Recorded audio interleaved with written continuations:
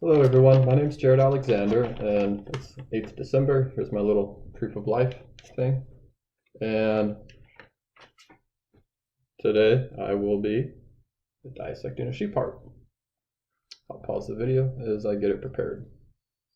And also here are my notes that I'll be using on this one sheet. Okay. So I trimmed some fat away. This will give us a good view of the heart. So we got the lateral sulcus right here. Here's the left atrium, and the aorta was cut pretty short, but I got the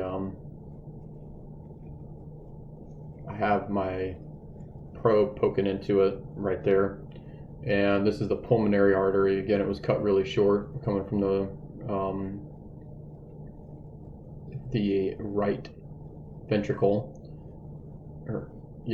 So we got the right ventricle, right atrium, left ventricle, and left atrium. And I'll pause the video as I dissect some more. So I got it better. Right atrium, right ventricle. We have the left ventricle with the left atrium. So right ventricle, right atrium, left ventricle, left atrium. There's the where the inferior vena cava would come through right here, and then the aortic artery, this big artery right here,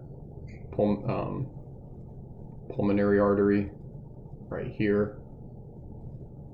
Pulmonary artery right here, the aortic artery, and this is the right over here. It's a little squashed.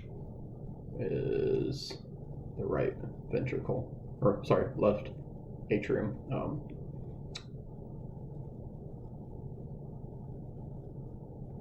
Where the pulmonary vein would come into. I'll pause the video now. So, got the heart. I'm gonna open up my heart for you. You can see the chordae tendineae attached to the papillary muscles. So trace the artery, the pulmonic,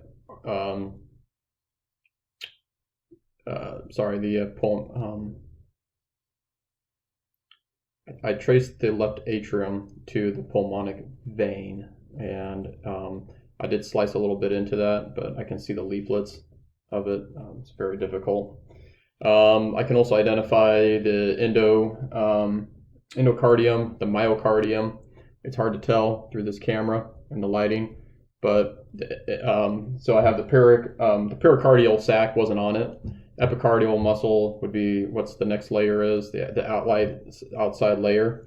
And then there's the myocardium, which is that big muscular layer with the myocytes, and the cardiac muscle tissue, which I can see it's really dense. And then so it went epicardium, and then the endocardium, myocardium layer. The endocardium is on the inside, on the lining of the ventricles. So epicardium, myocardium, and then endocardium. But the papillary muscles are and such. And there's some sheathing, and there's some white fascia. I can make out a little bit of the right atrium, and I'm going to pause this video as I further. So I actually got a good view in the right atrium, in the right heart. You can see the papillary muscles really well, all of them here, including the inner lining of the right atrium. So I have the superior vena cava, where the venous flow of the blood comes right here, goes into the body of the right ventricle.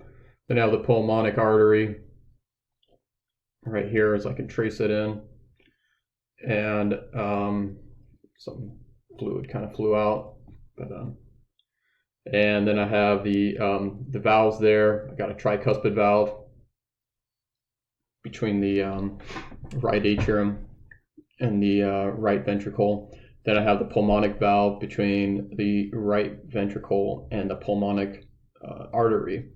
Then I have the mitral valve between the pulmonary vein that brings oxygenated blood back to the left atrium, and then I have the aortic valve, which is right here, and then there's that, like I said, mitral valves right here. I sliced into it a little bit. You can see a little leaflet right there, and I can make out the massive aortic valve with its stronger leaflets, and I can bring out the probe right there through it. And also the same thing with the pulmonic and the tricuspid valves.